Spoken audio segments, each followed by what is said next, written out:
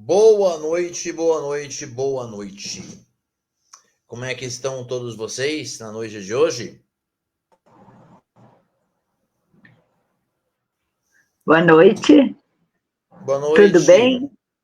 Tudo bem. Pessoal, estamos hoje aqui novamente com uma grande brasileira, uma mulher fantástica, um currículo invejável. Posso afirmar que ela está entre as 10 maiores escritoras do Brasil no ano de 2025. Por que eu falo isso, pessoal? Sem medo de errar, porque o livro dela é finalista do Prêmio Literário Jabuti. Então, pessoal, estamos aqui em entrevista com uma das maiores escritoras do Brasil no ano de 2025. Muito nos honra estar aqui com Corina Ramos, essa mulher fantástica, incrível, de uma personalidade ímpar. E eu começo a entrevista agradecendo a sua presença, Corina. Olha, eu nem sei o que eu vou dizer depois dessa apresentação, Fernando. Tu é muito querido, muito generoso, mas não estou assim nesse patamar assim que tu me colocaste. Na realidade, eu gosto muito de aprender, trabalho muito na questão de educação. E eu tenho assim muita estima e muito orgulho de estar aqui hoje e contigo, que é um escritor renomado, e que vamos bater um papo sobre a envelhecência. Sim, mas antes de bater um papo sobre envelhecência, eu queria que a senhora contasse aqui para a gente qual que é o sabor, qual que é o cheiro, qual que é o gosto, qual que é o toque de ser finalista do Prêmio Jabuti. Aí é muito lindo, é maravilhoso. É um sabor de fruta madura, tá? É um odor de amoras, tem uma fragrância assim muito especial, de mistura entre esperança e confiança, e um reconhecimento muito grande de que essa equipe julgadora assumiu, né, acolheu essa proposta que tem um toque de originalidade, realmente, a gente reconhece isso, e dentro da categoria de economia criativa, que é uma categoria que é muito importante para o envelhecente. Então, sou muito feliz. Certo. Queria trazer uma pergunta aqui.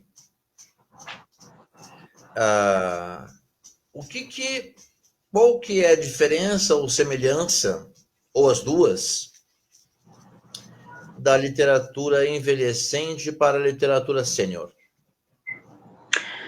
Olha, na realidade, a literatura sênior é uma classificação dentro da literatura que surgiu há pouco tempo, porque não se tinha uma definição dentro da literatura para aqueles escritores que se debruçavam em temas que interessavam as pessoas mais maduras.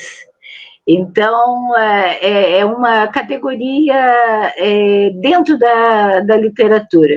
E pelo que a Luciana Malon, né, que é a nossa autora também do e-book, tem pesquisado, é alguma característica internacional dessa nova classificação dentro da literatura, assim como tem literatura infantil, literatura juvenil, agora tem essa literatura sênior.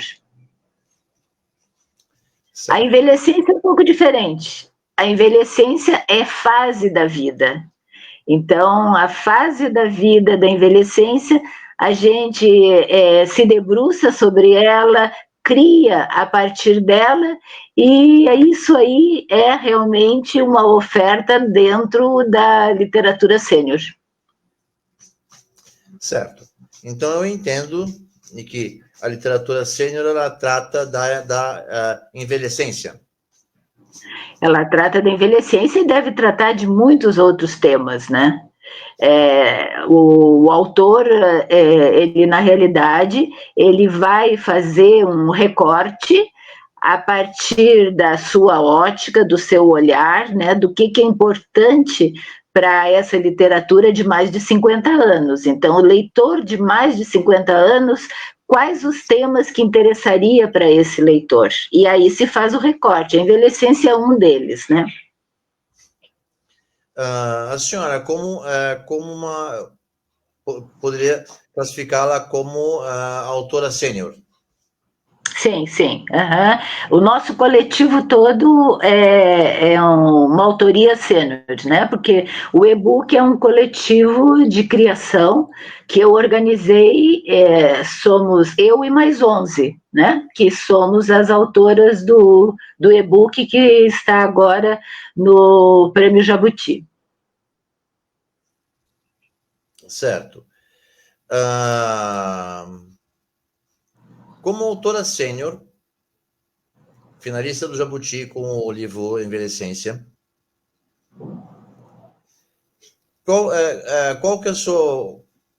quais são os seus projetos para 2026 dentro da literatura sênior?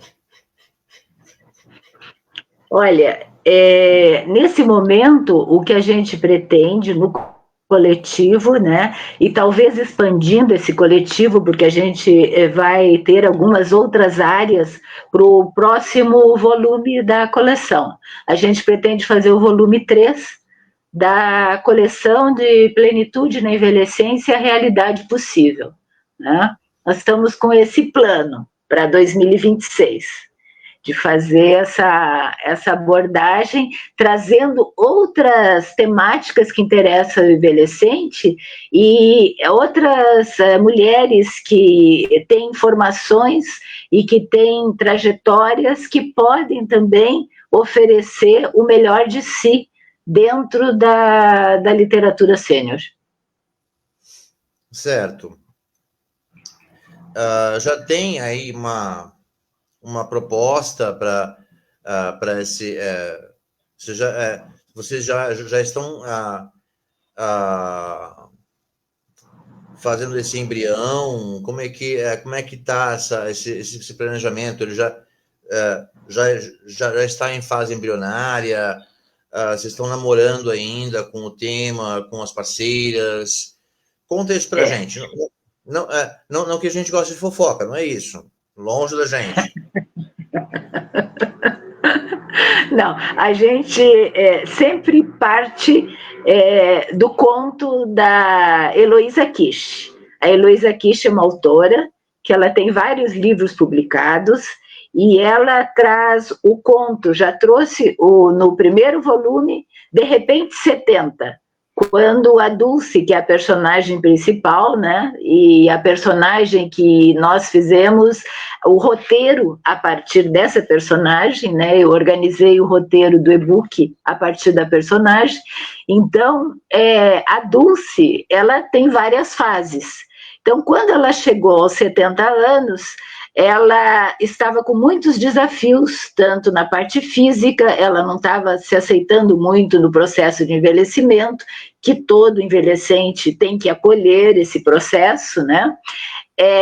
Ela não estava entendendo as suas emoções e estava numa fase que tinha ficado viúva e estava indo para uma outra cidade.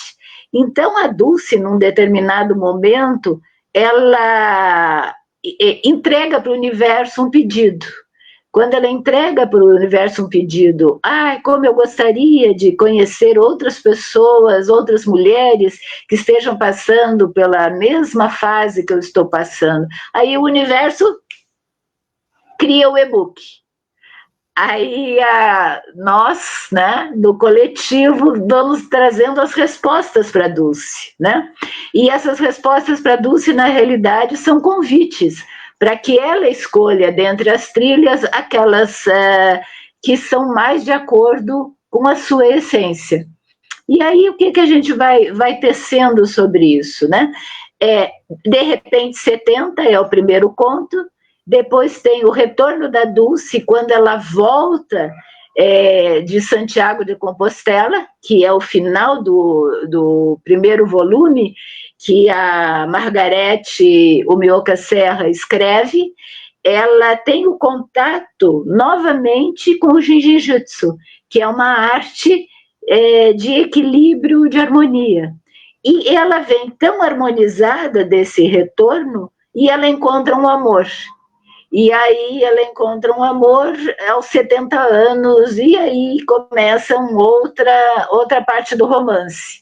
E no terceiro volume, a gente vai continuar com a saga da Dulce, e não sei se ela continua com esse amor que ela encontrou, ou se ela vai para uma outra caminhada. Então, nós estamos ainda nessa fase de pensar como vamos posicionar a Dulce dentro da literatura e da metodologia que eu criei, que é o método das chaves, né?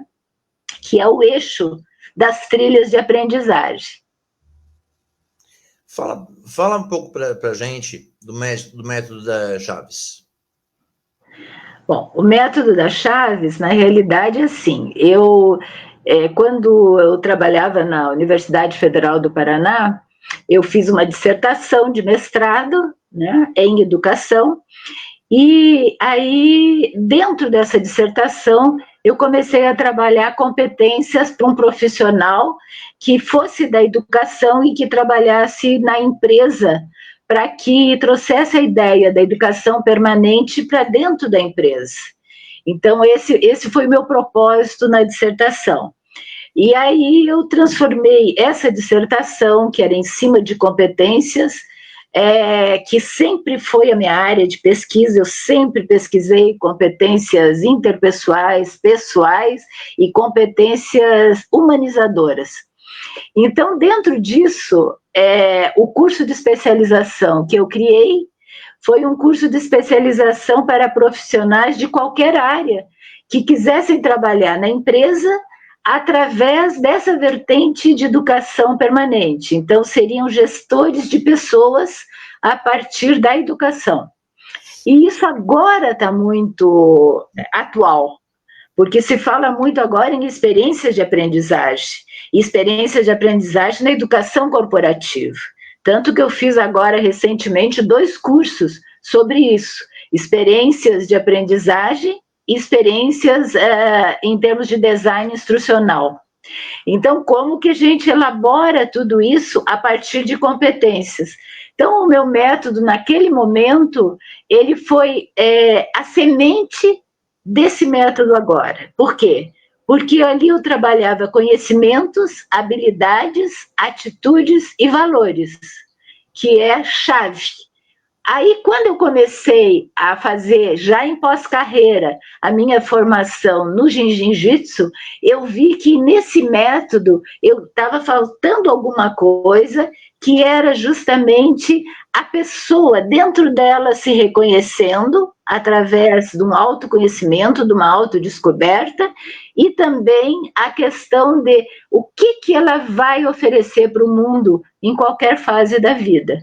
E aí eu criei, então, o acrônimo CHAVES: conhecimento, habilidades, atitudes, valores, espiritualidade e singularidade.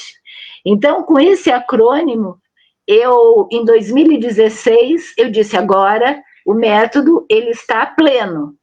Vamos procurar, então, um público de aplicação. E aí é que eu comecei a organizar o coletivo.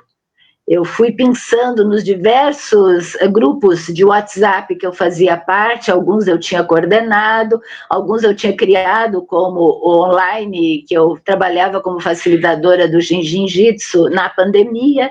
Então eu fui escolhendo mulheres que se destacavam no grupo, independente da ideologia, independente do que elas defendiam, mas era a forma que elas faziam que me atraiu. E aí eu fui convidando.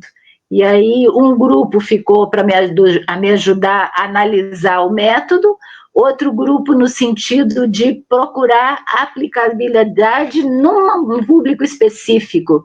E aí a gente criou, então, o e-book para o público de mais de 50 anos. Então, eu entendo que este livro, ele nasceu de um coletivo supraideológico. Sim, supraideológico. Intergeracional, supraideológico, com 4 estados do Brasil fazendo parte, São Paulo, Paraná, Santa Catarina e Rio Grande do Sul, e um detalhe, muitas de nós não nos conhecemos pessoalmente, somente através da plataforma Zoom. Interessante. Eu queria aqui fazer uma pergunta. Como que foi esse relacionamento de vocês neste passar de tempo?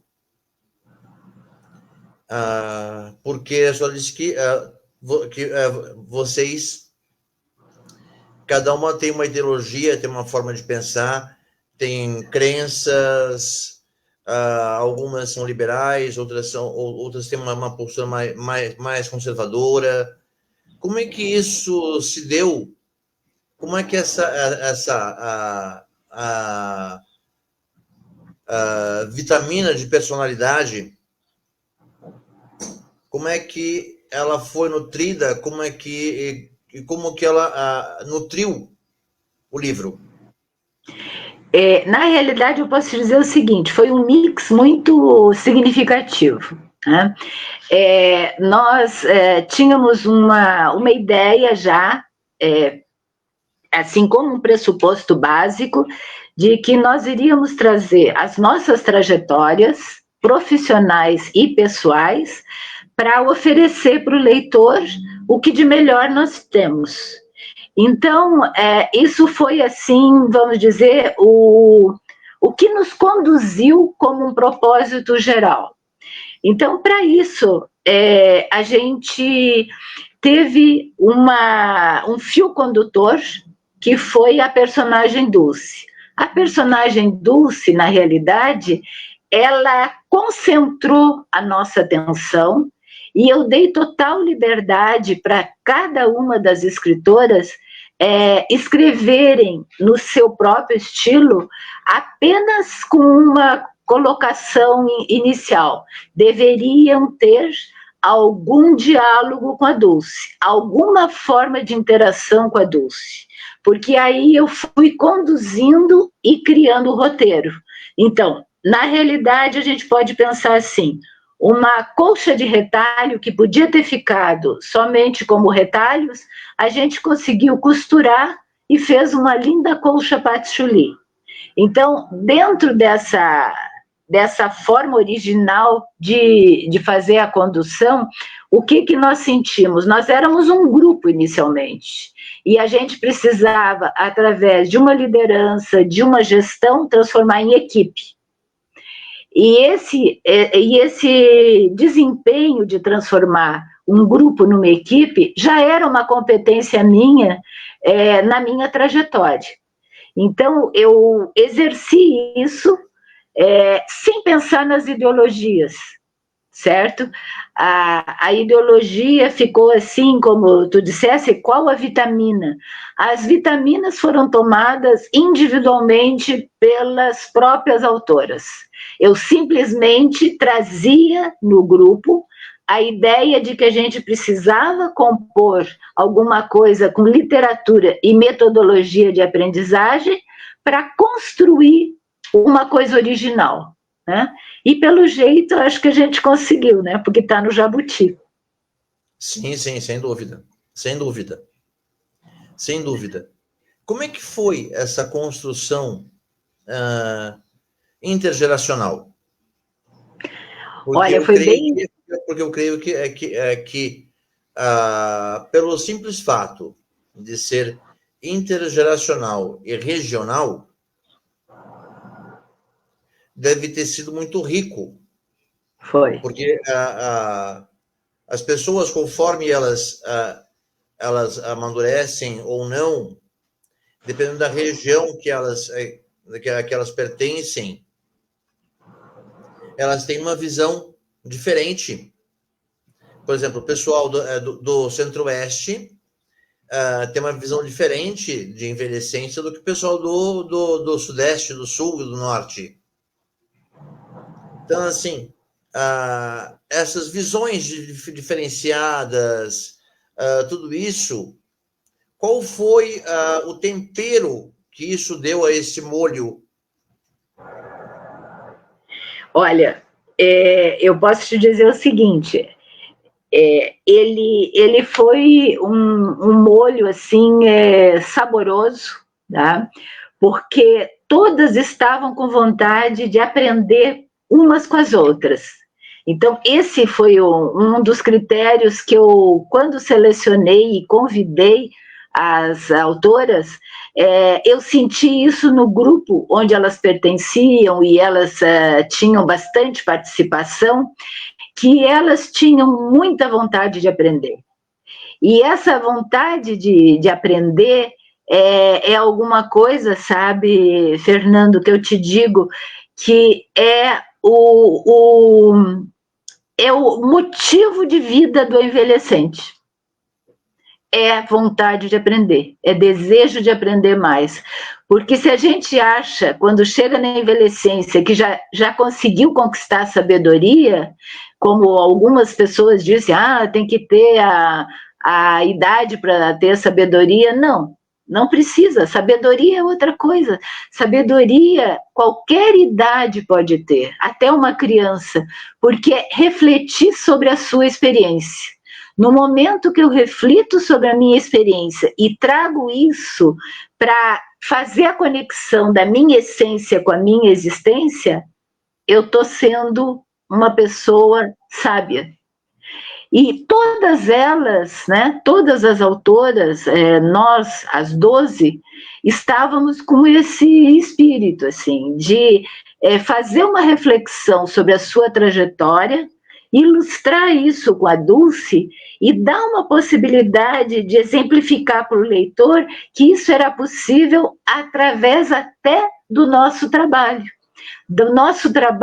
em pós-carreira, porque a maioria é uma faixa mais de 50 anos, mas tinha uma menina de 24 anos que entrou no nosso grupo, quando eu a convidei, para ser nossa mentora em produtos digitais, porque nós não entendíamos de mundo digital, e ela entendia, que no caso é a Kathleen Formaio, de Santa Catarina.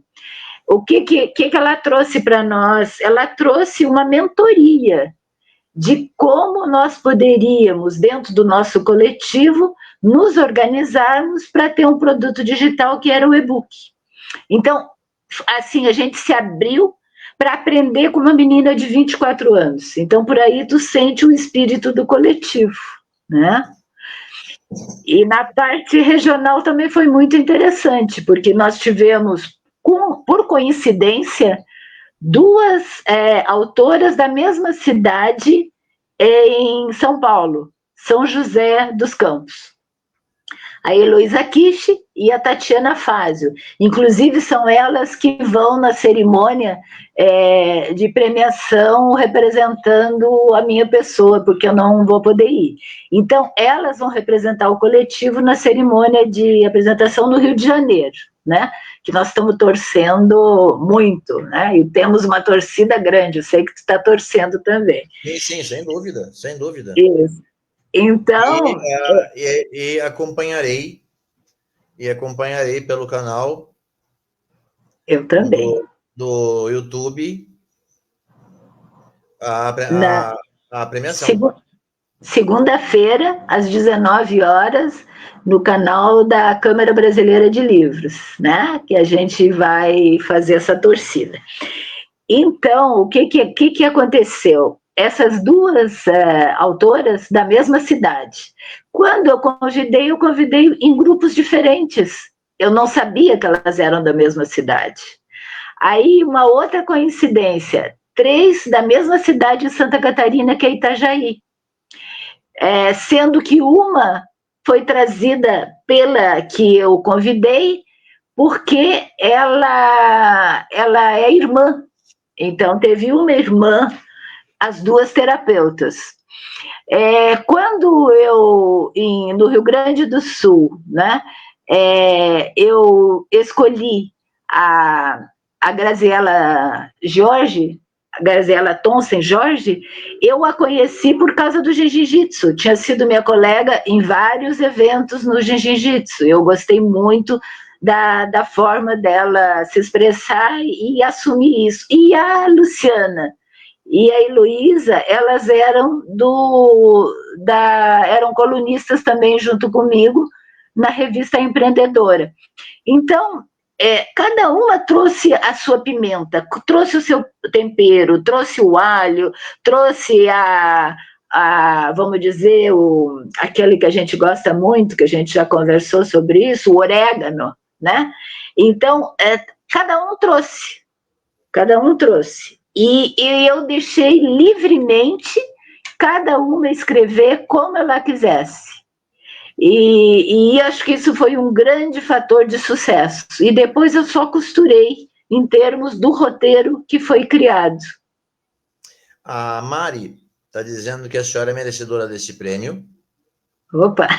Obrigada, Mari. A Mari é muito querida. A Gabi está perguntando para a senhora qual a sua proposta a longo prazo. Olha, Gabi, eu estou agora incentivando que cada uma das autoras do coletivo, elas tenham uma produção própria de alguma coisa, porque a riqueza está muito grande, elas podem fazer curso, elas podem criar mentoria, elas podem criar outros e-books. Então, eu acho que o nosso coletivo, eu até coloquei um apelido nele, colaboratório. Por quê? É colaboração, é laboratório de experimentação que pode ser feito individualmente depois, pode ser feito em subgrupos, pode ser feito no coletivo mesmo. Então, é laboratório e é um oratório, porque a gente cria uma egrégora, uma com a outra, vai fazendo essa energia circular, fluir entre nós mesmos. Então, é um colaboratório. O meu objetivo pessoal a longo prazo é criar uma mentoria que eu estou já estudando como se faz. Eu estou com um grupo que é a Maré Educação. A Maré Educação é um casal bem jovem que tem uma sistemática muito interessante para a gente aprender a criar mentoria. E aí eu já entrei nesse curso, eu estou investindo nesse curso, estou gostando muito. E eu quero criar uma mentoria, eu já escolhi o meu público. É o público de 50 anos a mais, ou qualquer idade que seja, mas que não se aposentou ainda. Então eu quero pegar aquele público para preparar a aposentadoria que eu chamo pós-carreira. Eu não gosto de chamar aposentadoria. Inclusive, tem um movimento agora muito grande para isso que eu tenho sentido, né? No Instagram nós temos um movimento além do aposento, que é muito lindo, sabe? Para a gente acompanhar. traz assim, mensagens muito interessantes, e justamente isso, além do aposento. Por que a gente acha que tem que ficar no aposento quando está em pós-carreira? Pós-carreira é uma situação de movimento, e se eu me coloco como aposentado ou inativo, parece que a sociedade está exigindo de mim que eu não seja mais produtiva. E eu acho que a produtividade, ela é expressa na nossa faixa etária pela criatividade. Eu tendo criatividade, eu sou produtiva. Eu posso fazer parte da economia criativa. Então, eu acho que os avaliadores dessa categoria de economia criativa perceberam muito claramente isso dentro do nosso livro. Porque, apesar da gente nem utilizar a palavra de economia criativa, nós oferecemos a base e oferecemos a ilustração de como a pessoa de mais de 50 anos pode continuar a ser produtiva através da criatividade. A Luciana, ela entrou agora, boa noite, viva a literatura sênior. A Júlia Barbosa, viva o parabéns. E eu estava aqui, já estava falando de aposentadoria, eu estava aqui pesquisando. A aposentadoria, ela deriva do latim parar. Então, assim, de fato, é alguma coisa pesada. Isso. É algo pesado. Quando você fala em parar, traz toda um significado de que eu não consigo ir adiante, de que eu tenho que dar pouso, eu tenho que pousar, eu não consigo mais produzir nada, eu tenho que ficar parada ou parado. Isso é muito pesado. Pegando esse gancho desse pensamento, eu queria colocar a pergunta, o que a senhora acha dessa colocação? E a segunda pergunta seria a da Gabriela. Produtividade para você seria em que campo? Mental, físico, emocional, espiritual? Pode abordar melhor sobre a sua produtividade? Eu acho que uma pergunta acaba se completando a outra. Completando a outra, justamente. Então é o seguinte, se a gente pensar, né, a aposentadoria como parada, o que se espera da gente? O que nós podemos responder para nós mesmos? Nós vamos ficar parados? Ainda no funcionalismo público ainda tem uma outra dimensão inativa. Eu sou inativo, meu quadro é inativo. Meu quadro de aposentados é considerado inativo como professora. Então, se divide entre ativos, que são os que ainda dão aula, e os inativos, os que pararam de dar aula. Só que quando a gente é educador, a gente não para de educar. Né? O ser humano é educador e é criativo por essência. Ele não é uma pessoa que precisa desenvolver isso. O pai é educador, a mãe é educadora, o professor é educador, o lixeiro é educador. A moça que atende no supermercado é educadora. Por quê? Porque traz uma forma necessária de convívio social. Então, toda educação é comunicação. Por isso que a literatura é tão próxima da educação. Toda educação é autoconhecimento. Toda educação, ela busca trazer o melhor que a pessoa tem de si. Ela é diferente de instrução. Instrução é de fora para dentro. A instrução, a gente aprende, a gente tem a informação e pode instruir o outro. Agora, quando a gente educa, a gente está facilitando a que venha de dentro da pessoa o melhor que a pessoa tem. Isso é ser educador. Então, muitas vezes, o próprio professor se desvia um pouco e ele vai ser instrutor.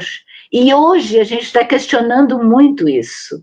Hoje a gente questiona muito que o professor, ele não é mais aquele que traz a informação, porque a informação está na rede, a informação está na internet, a informação está na IA, que é uma grande enciclopédia.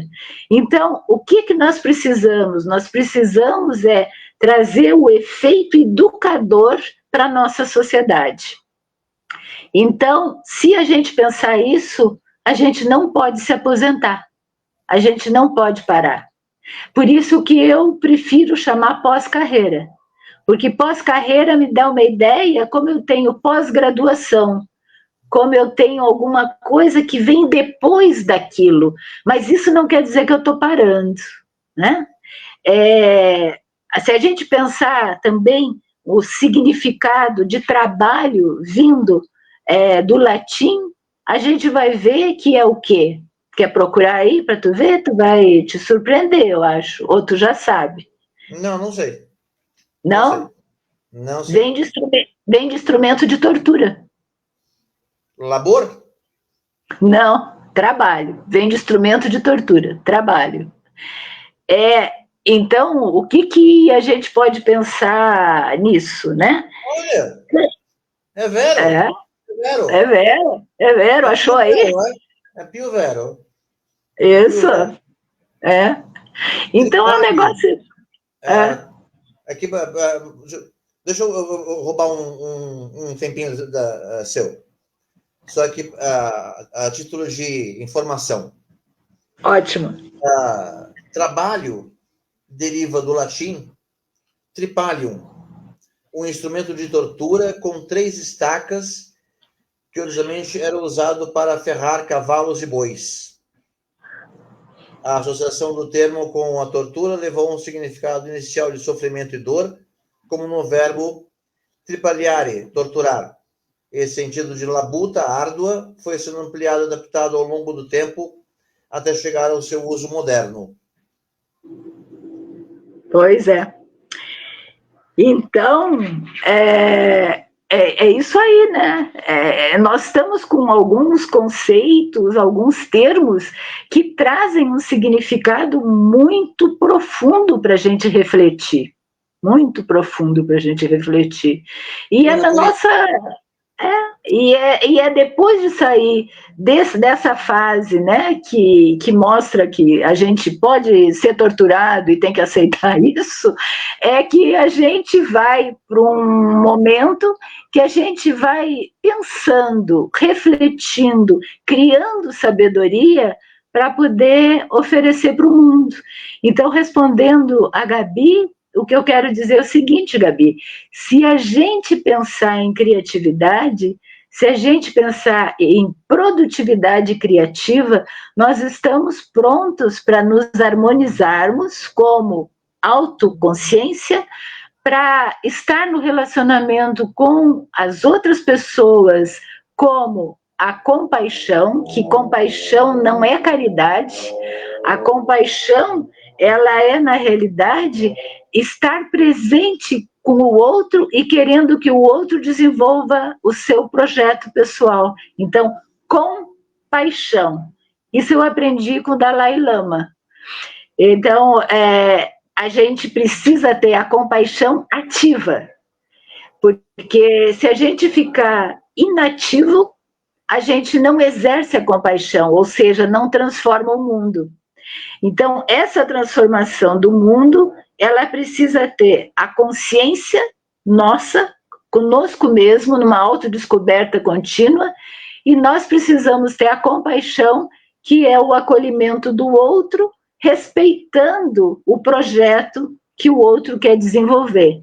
E para isso a gente tem que estar harmonizado, corpo, mente, espírito e pensamento com emoção. Sem dúvida. O Salvador Alheiras. Boa noite, Salvador Alheiras. Muito obrigado muito obrigado. Ele diz que a live está incrível, parabéns a todos os envolvidos. Gratidão, Salvador. E Gratidão. ele faz 2 perguntas. Se você tem bloqueio de escrita, se sim, o que fazer quando ele acontece? Eu acho que isso é mais o Fernando que tem que responder, né, Fernando? Também posso responder, também. Isso. Começa então, que daí tu me dá o gancho. Tá bom.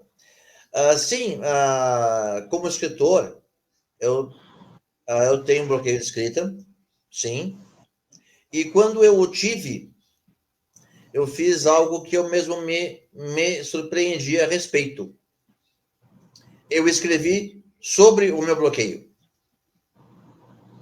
Quando eu não tinha o que escrever, quando eu não sabia o que escrever, eu escrevi sobre o não saber o que escrever. Que lindo. Isso foi o que eu fiz quando eu tive o que eu chamo de ressaca literária. Eu Muito legal. escrevi sobre ela. Dona Corina, o que a senhora faria se a senhora, quando a senhora tiver um bloqueio de escrita, o que a senhora fará a respeito? Na realidade, assim, eu acho que essa tua estratégia, ela é magnífica, porque na realidade tu te acolheste naquele momento. Então, quando a gente faz esse acolhimento e a gente percebe a nossa vulnerabilidade, a gente tem a possibilidade de superar essa vulnerabilidade como um desafio. E a gente fica mais forte. Provavelmente depois disso, tu deve ter escrito com muito mais vigor, porque Sim. tu fizesse uma catarse, né? É o que o psicólogo chama de catarse, né? Eu tenho 2 psicólogas na família e eu ouço muito esse termo, Nós né? temos, né? Então, mãe, na hora tem que fazer uma catarse, não pode segurar isso. A avó tem que fazer uma catarse. Então, isso aí, né? Eu nunca estudei essa parte, mas eu vejo o seguinte: de quando a gente se acolhe, a gente dá um passo para frente. Porque a gente não está negando a nossa vulnerabilidade, a gente está assumindo e dizendo, eu quero passar daqui para diante. Eu tenho a impressão que quando eu tenho algum bloqueio de escrita, deixa eu ver o que eu faço. Eu acho que eu paro de escrever e vou passear.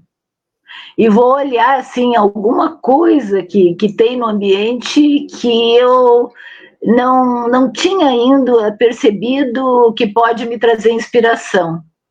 E aí depois a gente volta e vê aquilo e faz uma conexão. Eu sou muito de fazer conexão, sabe, Fernando? Eu não sei se tu tem essa prática também. Eu sou assim uma... Eu escrevo, por exemplo, eu tenho um poema que eu fiz que chama Cadeira de Vimy. Eu olhei para a cadeira de Vimy que tem na minha casa, ela estava vazia, e aí, na minha viagem, eu fui procurar quem porventura já teria sentado naquela cadeira de Vimy. Legal. Então, quem teria sentado ali, o que essa pessoa teria experienciado, ou vivido. Se a gente juntar as palavras experienciado com vivido, vivido. Tá? Muito lindo. A partir daí eu criei esse poema. A Gabriela... Só um pouquinho, eu não quero perder isso, só um pouquinho, porque isso é muito rico. Na realidade, quando tu fizesse isso, quer dizer, tu olhasse um objeto, que era a cadeira, sem ninguém estar sentado nela.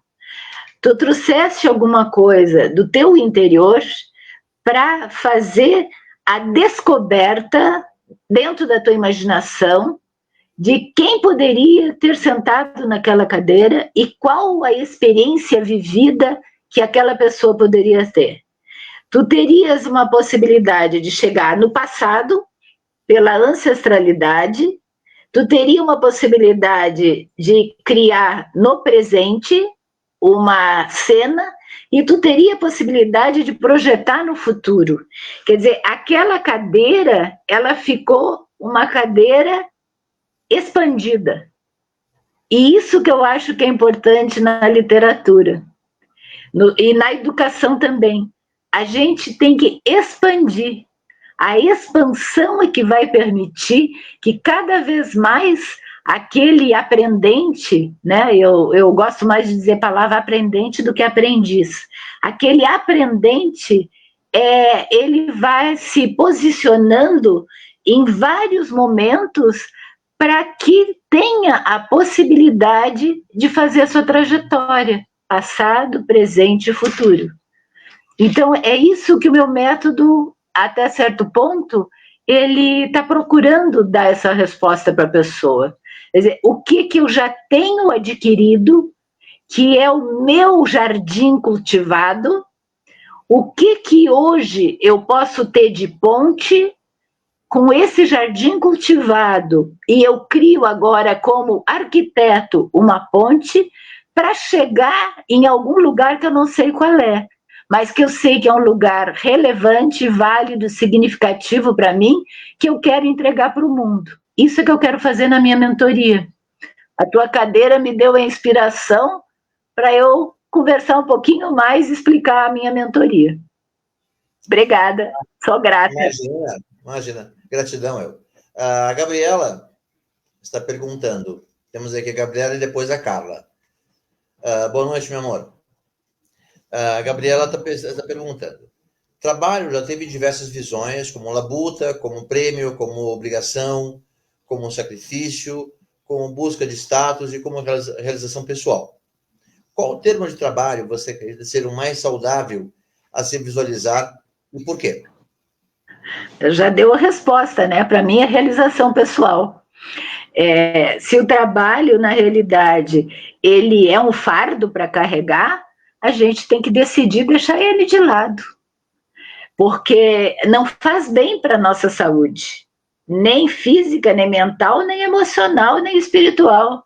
Então, é importante, por isso que eu digo que a autodescoberta ela tem que ser permanente na nossa vida. Porque muitas pessoas se submetem a um trabalho que não está trazendo satisfação. E aí ficam doentes e não sabem por quê. Então, quando a gente vai pensar em transição de carreira, que está tão na moda agora, e tem muitas mentorias de transição de carreira, o que a gente tem que pensar é o seguinte, não é procurar alguma coisa para que dê mais dinheiro, mas é procurar alguma coisa que pode ser para nos preencher e pode ser monetizado. Então, é aquela situação de eu me encontro naquele espaço, eu me encontro naquele tempo, eu posso me construir ali, sim, então ali eu me sinto bem. E agora eu vou pensar como monetizar aquela coisa que eu estou criando. Então, essa coisa que eu estou criando, ela pode ser dentro de uma empresa, ela pode ser dentro de uma escola, ela pode ser dentro de uma organização de sociedade civil, através de um projeto, não importa o espaço, mas todos os espaços são espaços de aprendizagem. Então, essa aprendizagem acontece se a gente está aprendendo no nosso trabalho, ele está nos dando uma realização pessoal. Então, é esse o conceito que eu quero para trabalho. A Carla está trazendo aqui. O que é criatividade para você, nas diversas faixas etárias nas nossas vidas? Bom, criatividade é diferente de inovação, tá? O conceito de criatividade, eu gosto muito do Edgar Morin, que ele coloca o seguinte, que a criatividade é a combinação de coisas que já existem, mas de uma forma diferente. Então, isso é exercer a criatividade. E a criatividade está presente em qualquer ser humano. O que acontece muitas vezes é que a pessoa desconfia que não tem criatividade. E aí ela vai se embotando.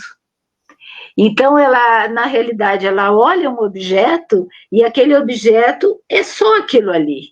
Não, vamos fazer uma experiência. Vamos olhar um objeto e pensar que outras formas a gente poderia ver aquele objeto, imaginar aquele objeto, estender o significado daquele objeto.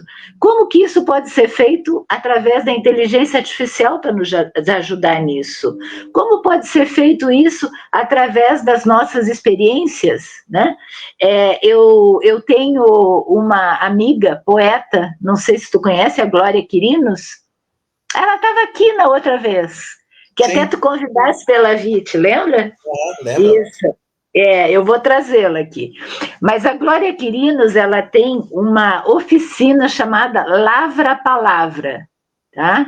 Quem se interessar depois, eu posso até passar o contato, porque ela faz na biblioteca da casa dela ou em outros locais o que a gente chama de vitalidade poética. O que é essa vitalidade poética? A pessoa nunca escreveu um texto, a pessoa nunca escreveu um poema, mas ela trabalha de uma forma que o tema que ela desenvolve permite que a gente imagine e crie um texto. A gente sai de lá com um texto criado, analisado e examinado e sugerido no sentido de coisas que ela oferece para a gente aperfeiçoar. Então, a gente pode fazer vários lavra-palavra na nossa vida e a gente vai sempre aprendendo outra coisa. Então, um tema, por exemplo, que ela tem, que eu acho muito interessante, objetos e desobjetos. Esse é um tema muito interessante para fazer um lavra-palavra, se tu quiser, até fazer aqui no Papo Cultural, com o pessoal que quiser. Porque o que ela trabalha? Que um objeto, ele fica sendo um desobjeto na medida que tem um significado especial para aquela pessoa. A cadeira para ti passou de objeto para desobjeto. Tá? Eu vou deixar aqui uma pergunta para a senhora. Pois não. Eu não sei se respondi para a Carla, mas é a linha do Edgar Morin que eu aceito, sabe? Combinação de elementos que já existem, mas que não foram combinados daquela forma.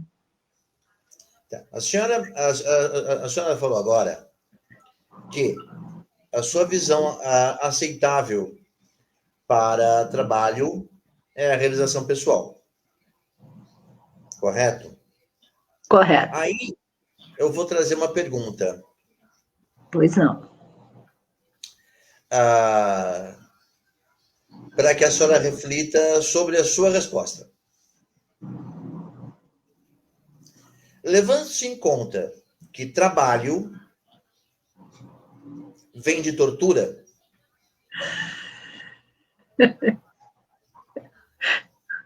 como que nós podemos dizer que aceitamos ele como realização pessoal?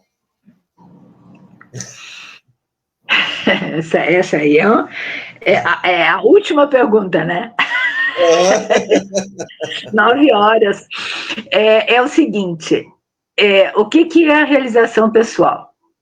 Se nós pegarmos o termo plenitude, tá? Talvez vá nos ajudar um pouco nessa digressão, uma digressão que eu vou fazer.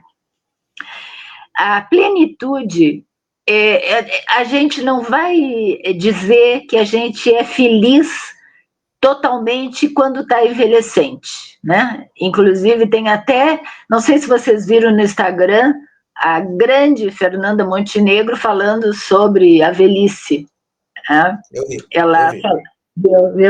Ela disse, não dá para se dizer que a gente é feliz com a idade avançada. Na realidade é o seguinte, nós temos na vida momentos de harmonia total nós temos momentos de desequilíbrio total, e a maioria dos nossos momentos é de equilíbrio instável. Então, a gente nem está em harmonia total e nem está num desespero total. Nós estamos num equilíbrio instável. Quando a gente está nesse equilíbrio instável, a gente pode sentir uma realização. Então, eu vejo assim, o trabalho, mesmo que ele tenha essa oscilação, que venha de tortura até felicidade, a gente tem um equilíbrio que pode ser um equilíbrio instável, e aí a gente tem a realização, que é um pouco diferente de plenitude. A plenitude, ela preenche a nossa alma. Talvez o trabalho seja muito difícil de preencher a nossa alma, mas ele vai poder ajudar nós chegarmos nessa realização com o equilíbrio instável. Me saí bem? Sim, sim, muito bem. Muito bem. Tá bom. Porque essa foi profunda, essa foi profunda. Eu vou usar um pedacinho do seu programa, posso? Agora é a Carla que tem o programa, tá lindo o programa dela. Pausa para ter mais conhecimento, olha só que coisa linda. É um projeto que ela vai apresentar. Sim. Com uma... né? Lindo. Agora a gente vai entrar agora, pessoal, com o Alquimistas do Agora. Alquimistas do Agora. Alquimistas do Agora com a Carla Ramos, falando sobre nós damos uma pausa para que nós possamos aprender mais a partir dessa pausa, tá? Então continuem aí, não saiam. Se saírem para ir até a cozinha só, pegar um copo de água, um copo de suco, um cafezinho, e voltem, porque temos Carla Ramos a seguir. E deixo aqui vocês o convite para que vocês venham semana que vem. Nós temos Wagner Áviles, semana que vem, falando sobre o seu livro, que está exposto na França e irá ser lançado em Taubaté e Caçapava, em São José dos Campos e Taubaté. Então, não legal. Percam. Muito agora, bom. Carla Ramos. Eu agradeço. Depois de Dona Corina, Carla Ramos é uma das mais fantásticas que eu conheço nesses meus 58 anos. Beleza? Fico contente. E realmente, sabe, Fernando, eu quero agradecer muito essa oportunidade que tu está nos dando aqui, né? E dizer para as pessoas que aqui ficaram e tudo, que se tiverem alguma dúvida, podem encaminhar, e a gente vai conversando, vai prolongando esse bate-papo que é tão importante para a nossa sociedade brasileira, né? É fundamental para mudar o conceito do preconceito do etarismo, né? Eu acho que isso é muito importante para nós, tá? Obrigada pela presença. Muito obrigada, Fernando. Muito obrigado a todos. Gratidão. Mais alguma coisa para falar? Temos ainda alguns segundos.